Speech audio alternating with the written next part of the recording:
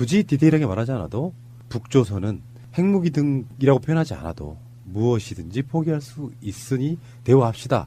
또는 그 말을 하지 않았더라도 내가 당신한테 원하는 게 뭔지를 아는 사람 입장에서 먼저 꺼내진 않아요. 근데 내가 원하는 게 뭔지를 알아.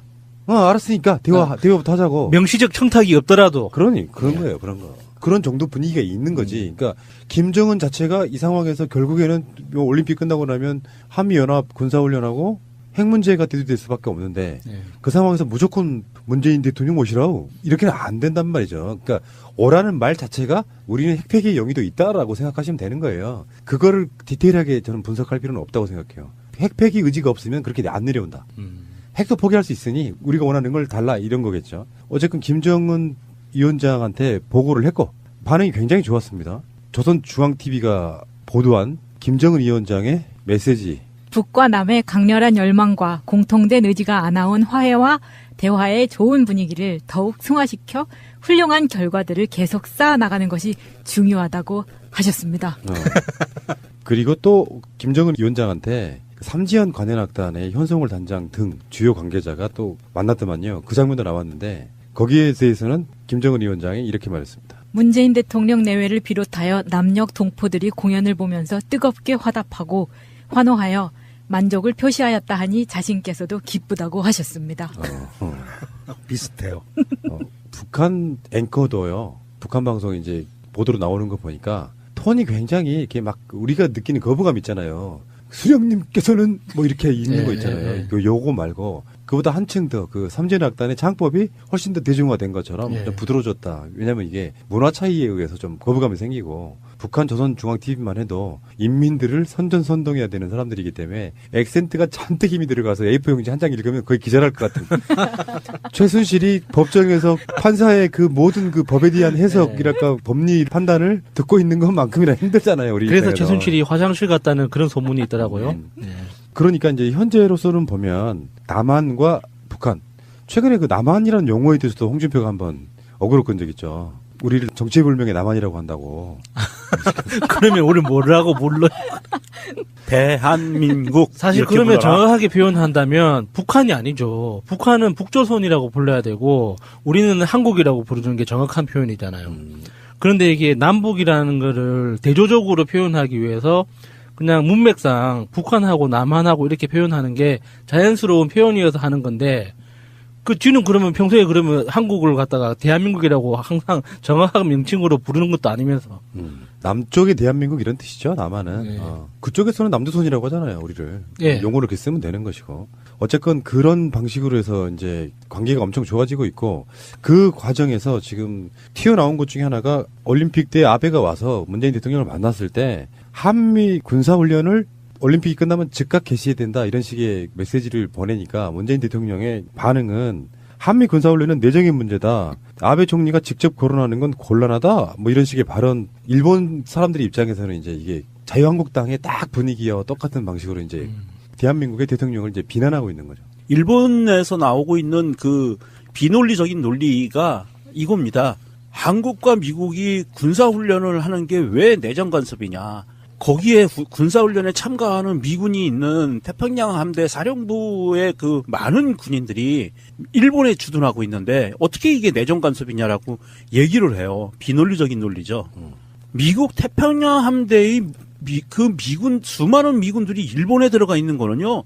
일본하고 미국의 문제예요. 우리가 뭐라고 할 수 있는 미일 간의 문제고 걔네들 내정이고 그건 니네들 내정이고 한국하고 미국하고의 군사훈련 문제는요. 한국에서 벌어지는 군사훈련이기 때문에 이거는 전적으로 우리네 내정이 맞거든요.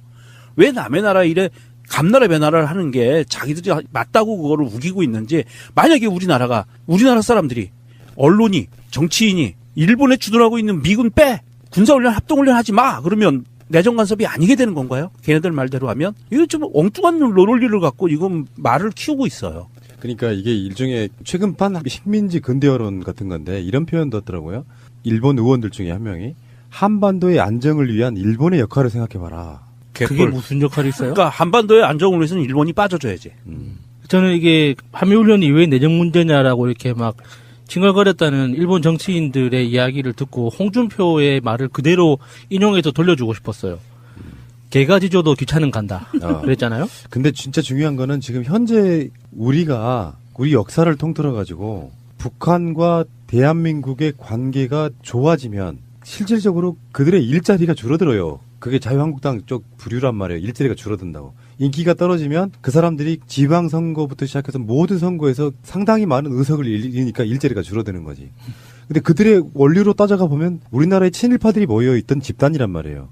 박근혜 아버지까지도 친일파였단 말이에요. 그 사람들이 지금까지 정권을 유지해온 방식은 친일의 역사를 덮기 위해서 북한을 적으로 만드는 방식으로 계속 유지를 해왔단 말이에요. 그 색깔론이 아직까지도 있고 북한이 시사 프로그램에서 한 4분짜리 프로그램에서 우리가 쓰는 표현이 아니라 그런데 역도 패당 나왔던 그런 내용들처럼 그들은 남북 관계가 좋아지면 그들의 일자리를 잃어요. 먹고 사는 짐에 있어서 당장 타격이 되는 부분이 있어서 실제로 일본의 자민당 의원들하고 자유한국당 의원들이 자민당, 자한당, 계열사 같은 그 의원들이 똑같은 목소리를 낼 수밖에 없습니다. 이게 사실 동북아시아 지역 전체를 놓고 봤을 때 사실 일본은 지금 역할이 점점 사라지고 있어요. 일본의 역할이. 그리고 일본이 동아시아에 있는 다른 나라들하고 외교를 맺고 있는 그 방식 자체가 굉장히 무식하고 폭력적이기 때문에 러시아를 비롯한 중국도 그렇고 그 동남아시아들도 그렇고 일본에 대해서 그렇게 좋은 감정이 아니란 말이죠. 국민적으로.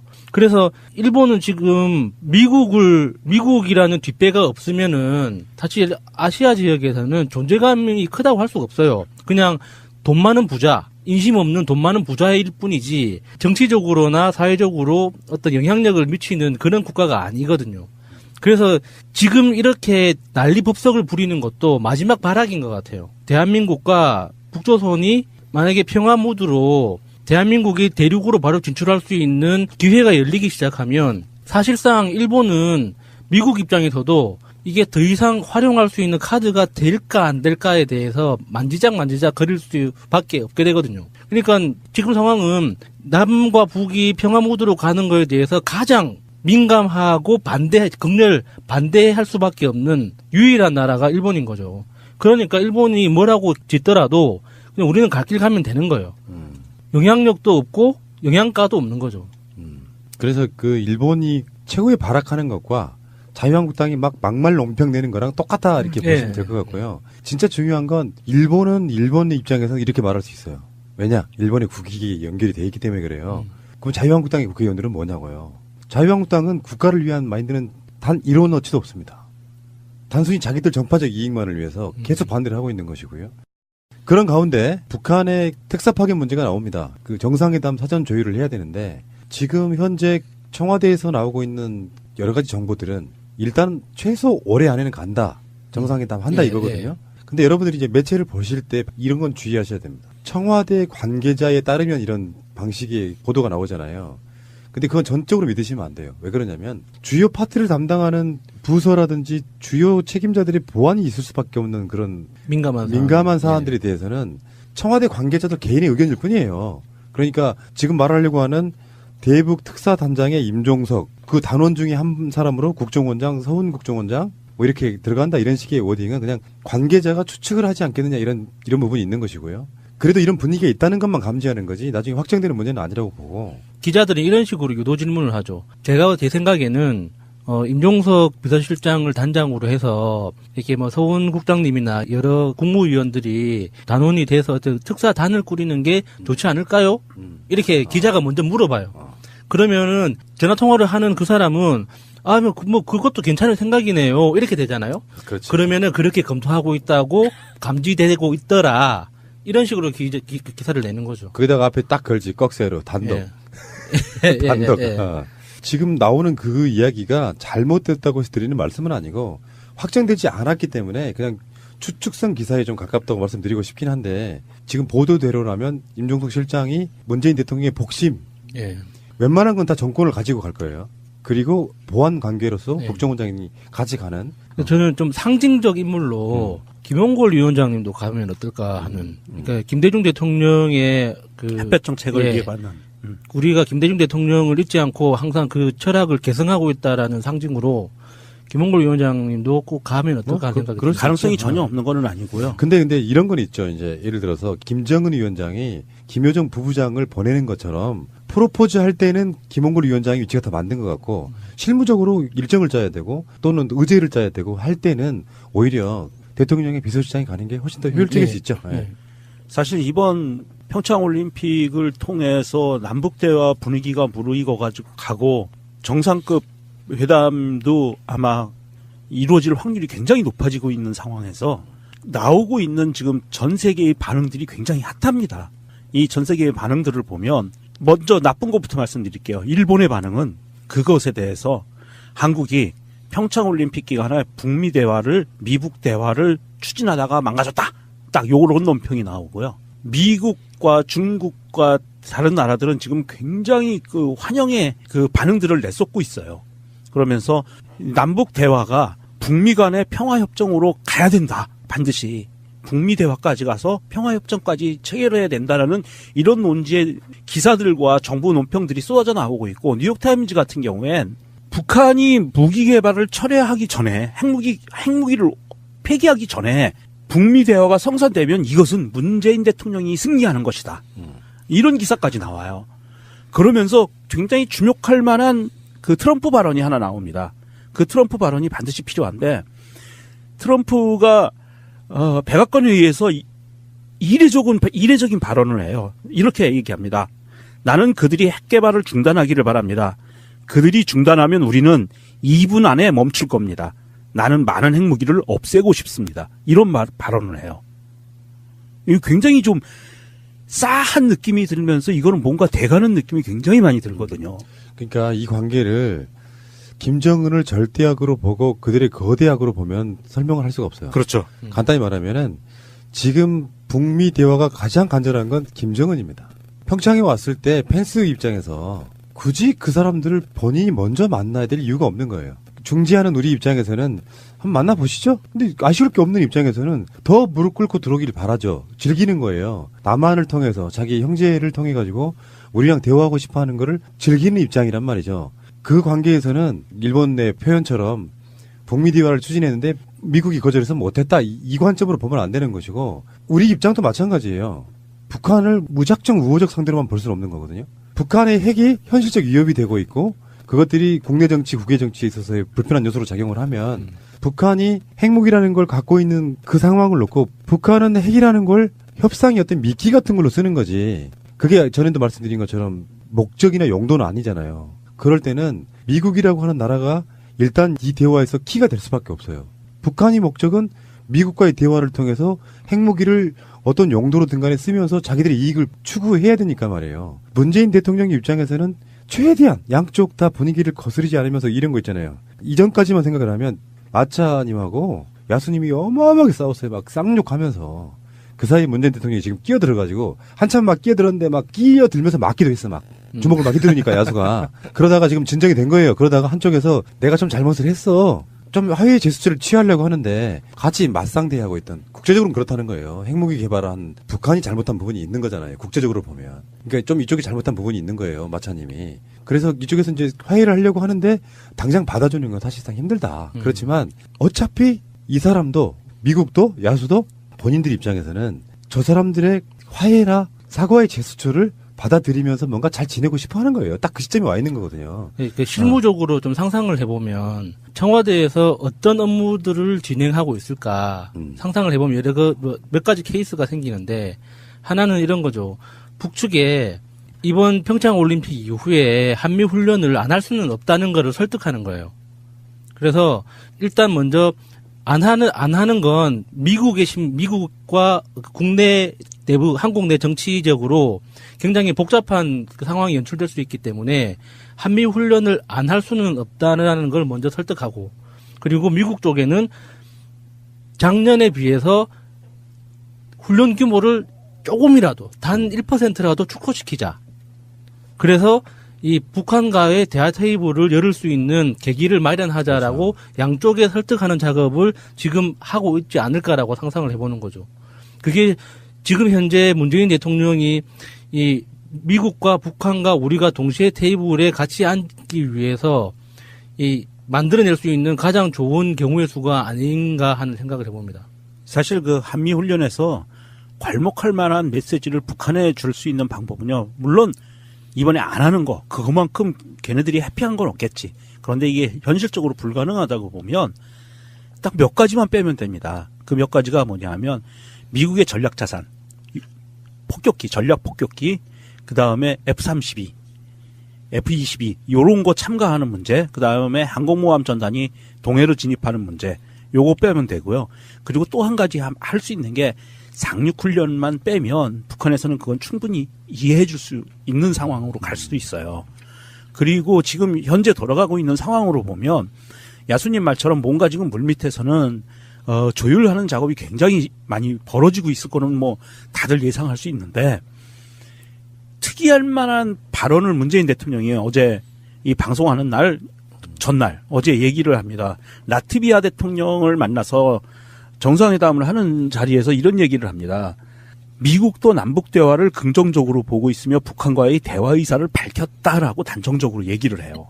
라트비아 대통령한테. 그러면서 우리를 많이 도와주십시오라고 부탁을 하는데 이런 것을 보면 방금 전에 말씀드렸듯이 트럼프가 백악관 회의에서 이런 핵에 관계된 굉장히 이건 경천동지할 만한 사건의 발언을 한 거거든요. 우리는 핵을 줄일 수 있어. 2분 안에 우리 화답할 수 있어.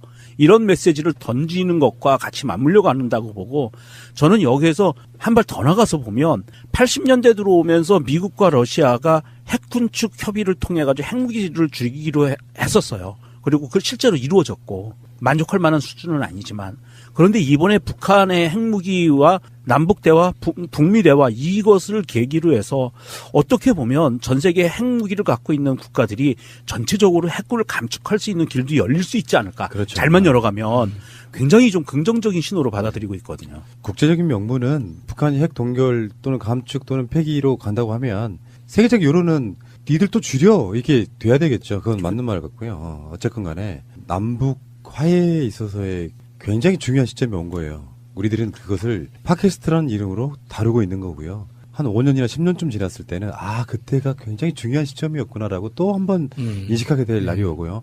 우리가 나이를 들어서 노인이 됐을 때 그때 이러이러한 일로 뭐 김여정 이야기 나올 거고 최순실이 출소할 때쯤. 그때쯤 뭐 그런 얘기가 나올 거라고 생각이 들어서 저는 농반 진반 이런 얘기 한번 해보고 싶어요.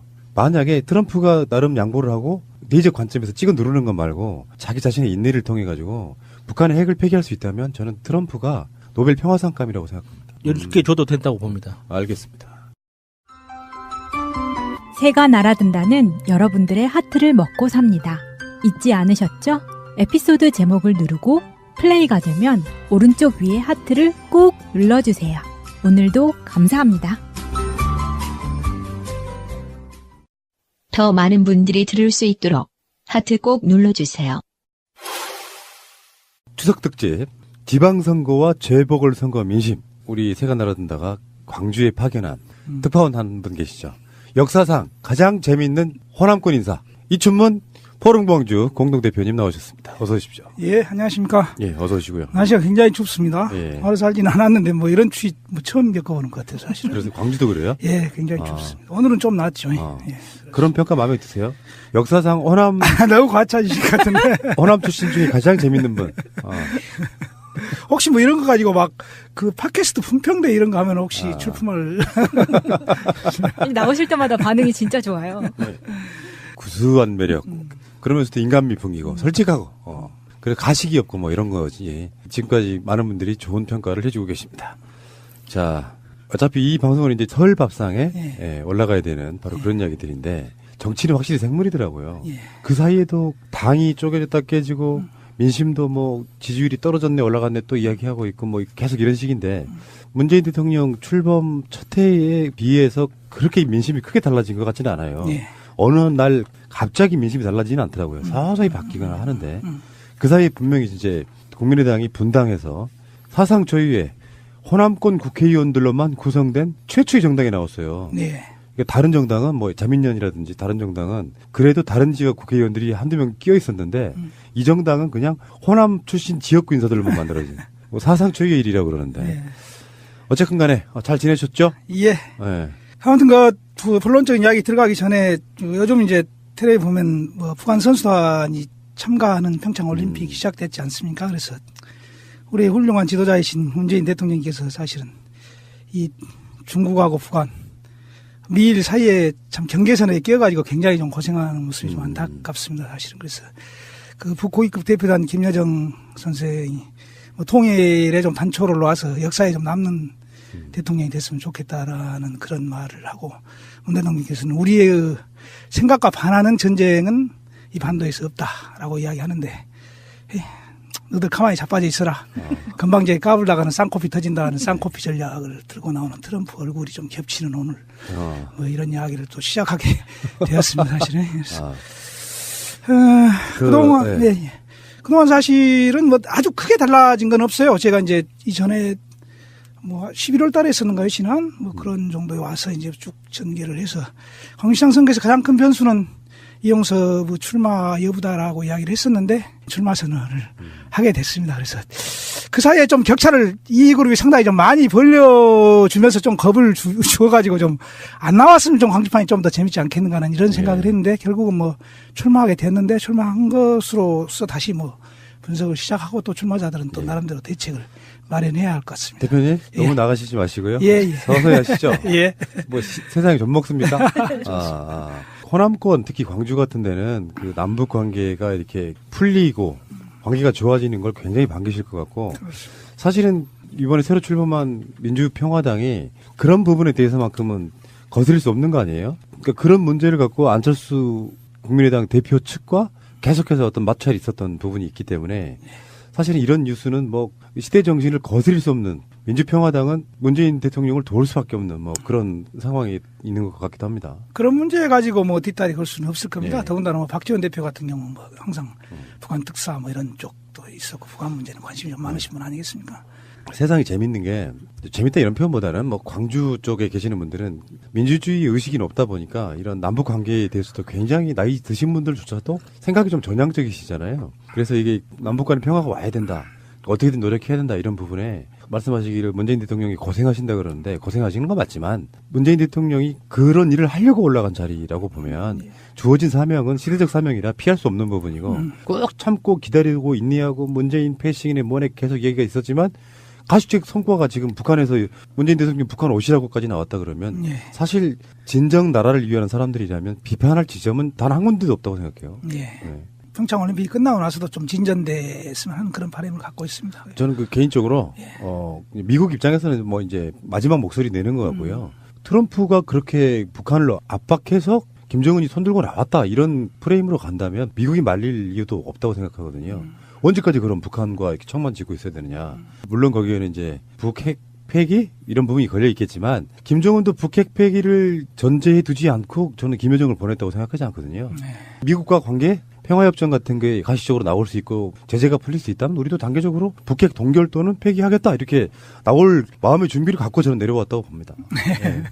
보시죠. 근데 아쉬울 게 없는 입장에서는 더 무릎 꿇고 들어오기를 바라죠. 즐기는 거예요. 남한을 통해서 자기 형제를 통해 가지고 우리랑 대화하고 싶어하는 거를 즐기는 입장이란 말이죠. 그 관계에서는 일본 내 표현처럼 북미 대화를 추진했는데 미국이 거절해서 못했다 이 관점으로 보면 안 되는 것이고 우리 입장도 마찬가지예요.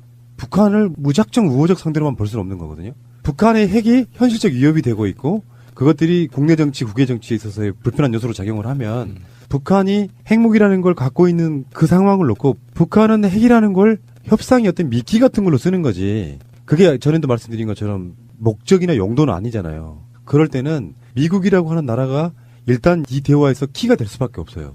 북한이 목적은 미국과의 대화를 통해서 핵무기를 어떤 용도로든 간에 쓰면서 자기들의 이익을 추구해야 되니까 말이에요. 문재인 대통령 입장에서는 최대한 양쪽 다 분위기를 거스르지 않으면서 이런 거 있잖아요. 이전까지만 생각을 하면 마차님하고 야수님이 어마어마하게 싸웠어요. 막 쌍욕하면서.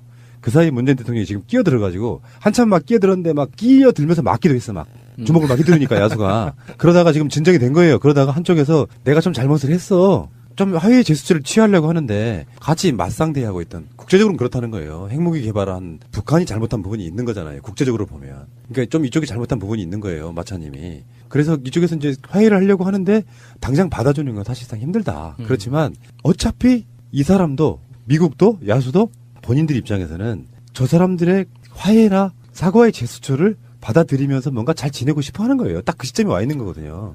실무적으로 좀 상상을 해보면 청와대에서 어떤 업무들을 진행하고 있을까 상상을 해보면 몇 가지 케이스가 생기는데 하나는 이런 거죠. 북측에 이번 평창 올림픽 이후에 한미 훈련을 안 할 수는 없다는 거를 설득하는 거예요. 그래서 일단 먼저 안 하는 건 미국과 국내 내부 한국 내 정치적으로 굉장히 복잡한 그 상황이 연출될 수 있기 때문에 한미 훈련을 안 할 수는 없다는 걸 먼저 설득하고, 그리고 미국 쪽에는 작년에 비해서 훈련 규모를 조금이라도 단 1%라도 축소시키자. 그래서 이 북한과의 대화 테이블을 열을 수 있는 계기를 마련하자라고 그렇죠. 양쪽에 설득하는 작업을 지금 하고 있지 않을까라고 상상을 해보는 거죠. 그게 지금 현재 문재인 대통령이 이 미국과 북한과 우리가 동시에 테이블에 같이 앉기 위해서 이 만들어낼 수 있는 가장 좋은 경우의 수가 아닌가 하는 생각을 해봅니다. 사실 그 한미 훈련에서 괄목할 만한 메시지를 북한에 줄 수 있는 방법은요. 물론 이번에 안 하는 거 그것만큼 걔네들이 해피한 건 없겠지. 그런데 이게 현실적으로 불가능하다고 보면 딱 몇 가지만 빼면 됩니다. 그 몇 가지가 뭐냐면 미국의 전략 자산, 폭격기, 전략 폭격기, 그 다음에 F-32, F-22 요런 거 참가하는 문제, 그 다음에 항공모함 전단이 동해로 진입하는 문제, 요거 빼면 되고요. 그리고 또 한 가지 할 수 있는 게 상륙훈련만 빼면 북한에서는 그건 충분히 이해해 줄 수 있는 상황으로 갈 수도 있어요. 그리고 지금 현재 돌아가고 있는 상황으로 보면 야수님 말처럼 뭔가 지금 물밑에서는 조율하는 작업이 굉장히 많이 벌어지고 있을 거는 뭐 다들 예상할 수 있는데 특이할 만한 발언을 문재인 대통령이 어제 이 방송하는 전날 어제 얘기를 합니다. 라트비아 대통령을 만나서 정상회담을 하는 자리에서 이런 얘기를 합니다. 미국도 남북 대화를 긍정적으로 보고 있으며 북한과의 대화 의사를 밝혔다라고 단정적으로 얘기를 해요. 라트비아 대통령한테. 그러면서 우리를 많이 도와주십시오라고 부탁을 하는데 이런 것을 보면 굳이 디테일하게 말하지 않아도 북조선은 핵무기 등이라고 표현하지 않아도 무엇이든지 포기할 수 있으니 대화합시다. 또는 그 말을 하지 않았더라도 내가 당신한테 원하는 게 뭔지를 아는 사람 입장에서 먼저 꺼내진 않아요. 근데 내가 원하는 게 뭔지를 알아. 알았으니까 대화부터 하자고. 명시적 청탁이 없더라도. 그런 거예요. 그런 거. 그런 정도 분위기가 있는 거지. 그러니까 김정은 자체가 이 상황에서 결국에는 올림픽 끝나고 나면 한미연합 군사훈련하고 핵 문제가 대두될 수밖에 없는데 그 상황에서 무조건 문재인 대통령 모시라고 이렇게는 안 된단 말이죠. 그러니까 오라는 말 자체가 우리는 핵폐기의 용의도 있다라고 생각하시면 되는 거예요. 그거를 디테일하게 저는 분석할 필요는 없다고 생각해요. 핵폐기 의지가 없으면 그렇게 안 내려온다. 핵도 포기할 수 있으니 우리가 원하는 걸 달라 이런 거겠죠. 어쨌든 김정은 위원장한테 보고를 했고 반응이 굉장히 좋았습니다. 조선중앙TV가 보도한 김정은 위원장의 메시지. 북과 남의 강렬한 열망과 공통된 의지가 안아온 화해와 대화의 좋은 분위기를 더욱 승화시켜 훌륭한 결과들을 계속 쌓아나가는 것이 중요하다고 하셨습니다. 그리고 또 김정은 위원장한테 삼지연 관현악단의 현성월 단장 등 주요 관계자가 또 만났더만요. 그 장면도 나왔는데 거기에 대해서는 김정은 위원장이 이렇게 말했습니다. 문재인 대통령 내외를 비롯하여 남녘 동포들이 공연을 보면서 뜨겁게 화답하고 환호하여 만족을 표시하였다 하니 자신께서도 기쁘다고 하셨습니다. 비슷해요. 북한 앵커도요. 북한 방송 이제 보도로 나오는 거 보니까 톤이 굉장히 이렇게 막 우리가 느끼는 거부감 있잖아요. 수령님께서는 뭐 이렇게 있는 거 있잖아요. 요거 말고 그보다 한층 더 그 삼진악단의 창법이 훨씬 더 대중화된 것처럼 좀 부드러워졌다. 왜냐하면 이게 문화 차이에 의해서 좀 거부감이 생기고 북한 조선중앙TV만 해도 인민들을 선전선동해야 되는 사람들이기 때문에 액센트가 잔뜩 힘이 들어가서 A4 용지 한 장 읽으면 거의 기절할 것 같은. 최순실이 법정에서 판사의 그 모든 그 법에 대한 해석이랄까 법리 판단을 듣고 있는 것만큼이나 힘들잖아요. 우리 그래서 입장에서. 최순실이 화장실 갔다는 그런 소문이 있더라고요. 그러니까 이제 현재로서는 보면 남한과 북한 최근에 그 남한이라는 용어에 대해서도 홍준표가 한번 어그로 끈 적 있죠. 우리를 정체불명의 남한이라고 한다고. 그러면 우리 뭐라고 몰라? 대한민국. 사실 이렇게 그러면 불러라. 정확하게 표현한다면 북한이 아니죠. 북한은 북조선이라고 불러야 되고 우리는 한국이라고 부르는 게 정확한 표현이잖아요. 그런데 이게 남북이라는 거를 대조적으로 표현하기 위해서 그냥 문맥상 북한하고 남한하고 이렇게 표현하는 게 자연스러운 표현이어서 하는 건데 그 뒤는 그러면 평소에 그러면 한국을 갖다가 대한민국이라고 항상 정확한 명칭으로 부르는 것도 아니면서 남쪽의 대한민국 이런 뜻이죠. 남한은. 네. 그쪽에서는 남조선이라고 하잖아요. 우리를. 네. 용어를 이렇게 쓰면 되는 것이고. 어쨌건 그런 방식으로 해서 이제 관계가 엄청 좋아지고 있고 그 과정에서 지금 튀어나온 것 중에 하나가 올림픽 때 아베가 와서 문재인 대통령을 만났을 때 한미 군사훈련을 올림픽이 끝나면 즉각 개시해야 된다 이런 식의 메시지를 보내니까 문재인 대통령의 반응은 한미 군사훈련은 내정의 문제다. 아베 총리가 직접 거론하는 건 곤란하다. 뭐 이런 식의 발언. 일본 사람들의 입장에서는 이제 이게 자유한국당의 딱 분위기와 똑같은 방식으로 이제 대한민국의 대통령을 이제 비난하고 있는 거죠. 일본에서 나오고 있는 그 비논리적인 논리가 이겁니다. 한국과 미국이 군사훈련을 하는 게 왜 내정 간섭이냐. 거기에 군사훈련에 참가하는 미군이 있는 태평양 함대 사령부의 그 많은 군인들이 일본에 주둔하고 있는데 어떻게 이게 내정 간섭이냐라고 얘기를 해요. 비논리적인 논리죠. 미국 태평양 함대의 그 미군 수많은 미군들이 일본에 들어가 있는 거는요. 일본하고 미국의 문제예요. 우리가 뭐라고 할 수 있는 미일 간의 문제고 걔네들 내정이고 그건 니네들 내정이고 한국하고 미국하고의 군사훈련 문제는요. 한국에서 벌어지는 군사훈련이기 때문에 이거는 전적으로 우리네 내정이 맞거든요. 왜 남의 나라 일에 감나라 배나라를 하는 게 자기들이 맞다고 그거를 우기고 있는지 만약에 우리나라 사람들이 언론이 정치인이 일본에 주둔하고 있는 미군 빼 군사훈련 합동훈련 하지 마 그러면 내정 간섭이 아니게 되는 건가요? 걔네들 말대로 하면 이거 좀 엉뚱한 논리를 갖고 이건 말을 키우고 있어요. 그러니까 이게 일종의 최근판 식민지 근대화론 같은 건데 이런 표현도 하더라고요. 일본 의원들 중에 한 명이 한반도의 안정을 위한 일본의 역할을 생각해봐라. 그게 무슨 역할이 있어요? 그러니까 한반도의 안정을 위해서는 일본이 빠져줘야지. 저는 이게 한미훈련이 왜 내정 문제냐라고 이렇게 막 칭얼거렸다는 일본 정치인들의 이야기를 듣고 홍준표의 말을 그대로 인용해서 돌려주고 싶었어요. 개가 짖어도 귀찮은 간다. 그랬잖아요. 근데 진짜 중요한 거는 지금 현재 우리 역사를 통틀어 가지고 북한과 대한민국의 관계가 좋아지면 실질적으로 그들의 일자리가 줄어들어요. 그게 자유한국당 쪽 부류란 말이에요. 일자리가 줄어든다고. 인기가 떨어지면 그 사람들이 지방선거부터 시작해서 모든 선거에서 상당히 많은 의석을 잃으니까 일자리가 줄어드는 거지. 근데 그들의 원리로 따져가 보면 우리나라의 친일파들이 모여있던 집단이란 말이에요. 박근혜 아버지까지도 친일파였단 말이에요. 그 사람들이 지금까지 정권을 유지해온 방식은 친일의 역사를 덮기 위해서 북한을 적으로 만드는 방식으로 계속 유지를 해왔단 말이에요. 그 색깔론이 아직까지도 있고 북한이 시사 프로그램에서 한 4분짜리 프로그램에서 우리가 쓰는 표현이 아니라 그런데 역도 패당 나왔던 그런 내용들처럼 그들은 남북관계가 좋아지면 그들의 일자리를 잃어요. 먹고 사는 짐에 있어서 당장 타격이 되게 있는 부분이 있어서 실제로 일본의 자민당 의원들하고 자유한국당 의원들이 자민당, 자한당, 계열사 같은 그 의원들이 똑같은 목소리를 낼 수밖에 없습니다. 이게 사실 동북아시아 지역 전체를 놓고 봤을 때 사실 일본은 지금 역할이 점점 사라지고 있어요. 일본의 역할이. 그리고 일본이 동아시아에 있는 다른 나라들하고 외교를 맺고 있는 그 방식 자체가 굉장히 무식하고 폭력적이기 때문에 러시아를 비롯한 중국도 그렇고, 동남아시아들도 그렇고, 일본에 대해서 그렇게 좋은 감정이 아니란 말이죠. 국민적으로.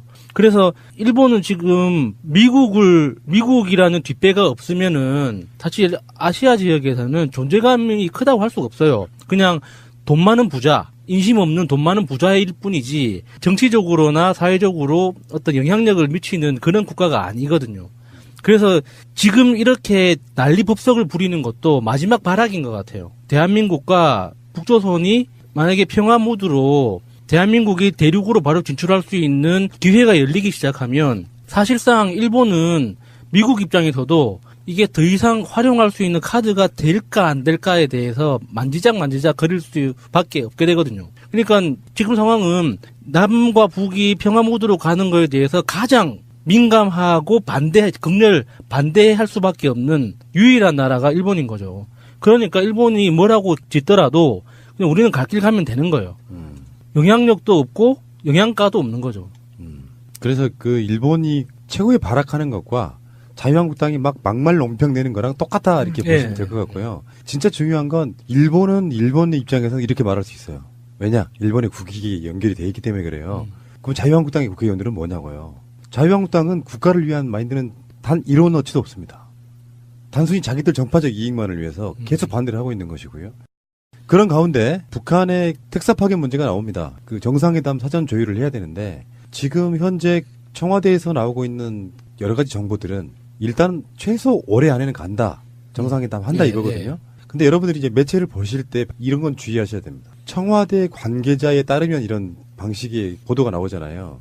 근데 그건 전적으로 믿으시면 안 돼요. 왜 그러냐면 주요 파트를 담당하는 부서라든지 주요 책임자들의 보안이 있을 수밖에 없는 그런 민감한 사안들에 대해서는 청와대 관계자들 개인의 의견일 뿐이에요. 그러니까 지금 말하려고 하는 대북 특사단장의 임종석 그 단원 중에 한 사람으로 국정원장, 서훈국정원장 뭐 이렇게 들어간다 이런 식의 워딩은 그냥 관계자가 추측을 하지 않겠느냐 이런 부분이 있는 것이고요. 그래도 이런 분위기가 있다는 것만 감지하는 거지 나중에 확정되는 문제는 아니라고 보고. 기자들이 이런 식으로 유도 질문을 하죠. 제 생각에는 임종석 비서실장을 단장으로 해서 이렇게 뭐 서훈 국장님이나 여러 국무위원들이 단원이 돼서 특사단을 꾸리는 게 좋지 않을까요? 이렇게 기자가 먼저 물어봐요. 그러면은 전화 통화를 하는 그 사람은 뭐 그것도 괜찮은 생각이네요. 이렇게 되잖아요. 그렇지. 그러면은 그렇게 검토하고 있다고 감지되고 있더라. 이런 식으로 기사를 내는 거죠. 거기다가 앞에 딱 걸지 꺽쇠로 단독. 단독. 지금 나오는 그 이야기가 잘못됐다고 해서 드리는 말씀은 아니고 확정되지 않았기 때문에 그냥 추측성 기사에 좀 가깝다고 말씀드리고 싶긴 한데 지금 보도대로라면 임종석 실장이 문재인 대통령의 복심 웬만한 건 다 정권을 가지고 갈 거예요. 그리고 보안 관계로서 국정원장이 같이 가는. 저는 좀 상징적 인물로 김용걸 위원장님도 가면 어떨까 하는. 그러니까 김대중 대통령의 그 햇볕 정책을 이해받는. 우리가 김대중 대통령을 잊지 않고 항상 그 철학을 계승하고 있다라는 상징으로 김용걸 위원장님도 꼭 가면 어떨까 하는 생각이 그럴 가능성이 전혀 없는 건 아니고요. 근데 이런 건 있죠. 이제 예를 들어서 김정은 위원장이 김여정 부부장을 보내는 것처럼 프로포즈 할 때는 김홍걸 위원장의 위치가 더 맞는 것 같고 실무적으로 일정을 짜야 되고 또는 의제를 짜야 되고 할 때는 오히려 대통령의 비서실장이 가는 게 훨씬 더 효율적일 수 있죠. 사실 이번 평창올림픽을 통해서 남북대화 분위기가 무르익어가지고 정상급 회담도 아마 이루어질 확률이 굉장히 높아지고 있는 상황에서 나오고 있는 지금 전 세계의 반응들이 굉장히 핫합니다. 이 전 세계의 반응들을 보면 먼저 나쁜 것부터 말씀드릴게요. 일본의 반응은 그것에 대해서 한국이 평창올림픽 기간에 북미 대화를 미북 대화를 추진하다가 망가졌다. 딱 요런 논평이 나오고요. 미국과 중국과 다른 나라들은 지금 굉장히 그 환영의 그 반응들을 내쏟고 있어요. 그러면서 남북 대화가 북미 간의 평화협정으로 가야 된다. 반드시. 북미 대화까지 가서 평화협정까지 체결해야 된다라는 이런 논지의 기사들과 정부 논평들이 쏟아져 나오고 있고 뉴욕타임즈 같은 경우엔 북한이 무기 개발을 철회하기 전에 핵무기를 폐기하기 전에 북미 대화가 성사되면 이것은 문재인 대통령이 승리하는 것이다. 이런 기사까지 나와요. 그러면서 굉장히 주목할 만한 그 트럼프 발언이 하나 나옵니다. 그 트럼프 발언이 반드시 필요한데 트럼프가 백악관에 의해서 이례적인 발언을 해요. 이렇게 얘기합니다. 나는 그들이 핵 개발을 중단하기를 바랍니다. 그들이 중단하면 우리는 2분 안에 멈출 겁니다. 나는 많은 핵무기를 없애고 싶습니다. 이런 발언을 해요. 이거 굉장히 좀 싸한 느낌이 들면서 이거는 뭔가 돼가는 느낌이 굉장히 많이 들거든요. 그러니까 이 관계를 김정은을 절대악으로 보고 그들의 거대악으로 보면 설명을 할 수가 없어요. 그렇죠. 간단히 말하면은 지금 북미 대화가 가장 간절한 건 김정은입니다. 평창에 왔을 때 펜스 입장에서 굳이 그 사람들을 본인이 먼저 만나야 될 이유가 없는 거예요. 중지하는 우리 입장에서는 한 만나. 방금 전에 말씀드렸듯이 트럼프가 백악관 회의에서 이런 핵에 관계된 굉장히 이건 경천동지할 만한 사건의 발언을 한 거거든요. 우리는 핵을 줄일 수 있어. 2분 안에 우리 화답할 수 있어. 이런 메시지를 던지는 것과 같이 맞물려 간다고 보고 저는 여기에서 한 발 더 나가서 보면 80년대 들어오면서 미국과 러시아가 핵 군축 협의를 통해 가지고 핵무기를 줄이기로 했었어요. 그리고 그걸 실제로 이루어졌고 만족할 만한 수준은 아니지만 그런데 이번에 북한의 핵무기와 남북 대화, 북미 대화 이것을 계기로 해서 어떻게 보면 전 세계 핵무기를 갖고 있는 국가들이 전체적으로 핵을 감축할 수 있는 길도 열릴 수 있지 않을까. 그렇죠. 잘만 열어가면 굉장히 좀 긍정적인 신호로 받아들이고 있거든요. 국제적인 명분은 북한이 핵 동결 또는 감축 또는 폐기로 간다고 하면 세계적 여론은 니들 또 줄여 이게 돼야 되겠죠. 그건 맞는 말 같고요. 어쨌건 간에 남북 화해에 있어서의 굉장히 중요한 시점이 온 거예요. 우리들은 그것을 팟캐스트라는 이름으로 다루고 있는 거고요. 한 5년이나 10년쯤 지났을 때는 그때가 굉장히 중요한 시점이었구나라고 또 한 번 인식하게 될 날이 오고요. 우리가 나이를 들어서 노인이 됐을 때 그때 이러이러한 일로 뭐 김여정 이야기 나올 거고 최순실이 출소할 때쯤. 그때쯤 뭐 그런 얘기가 나올 거라고 생각이 들어서 저는 농반 진반 이런 얘기 한번 해보고 싶어요. 만약에 트럼프가 나름 양보를 하고 내적 관점에서 찍어 누르는 것 말고 자기 자신의 인내를 통해 가지고 북한의 핵을 폐기할 수 있다면 저는 트럼프가 노벨 평화상감이라고 생각합니다. 이렇게 줘도 된다고 봅니다. 알겠습니다.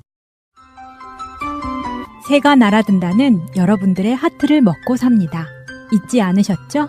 에피소드 제목을 누르고 플레이가 되면 오른쪽 위에 하트를 꼭 눌러주세요. 오늘도 감사합니다.